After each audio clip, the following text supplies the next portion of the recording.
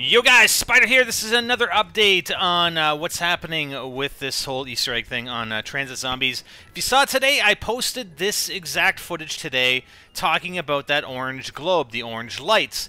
Well, what I didn't notice, and you guys pointed out, was that something about the nav cards. Let's take a look at that again. So I'm coming in here, I'm going to grab a zombie shield, and I'm going to hit the box. Now watch this. Right before I hit the box, I have 13,810 points. I have 2 nav cards, or, presumably I have a nav card and Axel has a nav card. I'm not exactly sure how they work, but I have 2 on my screen.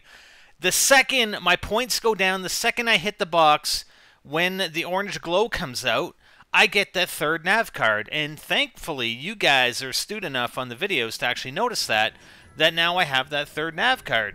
So there's something going on. There's obviously a correlation with this ball of glowing orange lights and the nav cards. Now, what I will say about the nav cards is that oftentimes we'll start a game, and whether it's with myself, with Hypermole and Axel and Mankiller, and we have varying numbers of nav cards. I don't exactly know what it's based on. At times I've had 4. Those guys have had 3 or 2. So my thought is, and this is what we're going to try to do tonight if we can. I don't think everyone is available, so I'm not sure if we can try it tonight. Is that, okay, we've completed either Richtofen's story or the Easter egg and or Maxis's. I'm not convinced yet that you have to complete both, because after we completed Richthofen, which I forgot to mention today, after I completed Richtofen's last night, when we went to the box, the glow was blue. So the blue lights on the pylon on the tower indicate, well, we just completed Richtofen's side of the story, and if it's orange, we've completed Dr. Maxis's side of the story.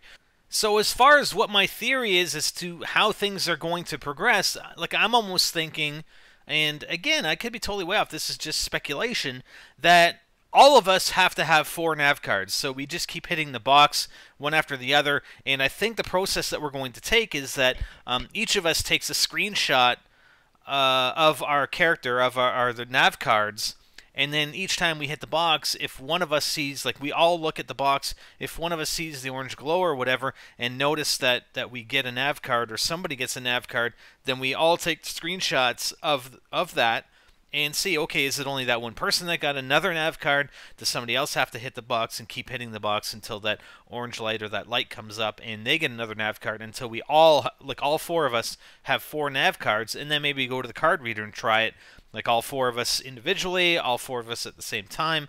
I don't know. And we got Jimmy tweeting again about the zeros, man. He's always tweeting about the zeros now. Zeros maybe be on the way out, and now since I posted that earlier video, to the zeros, I bid thee farewell.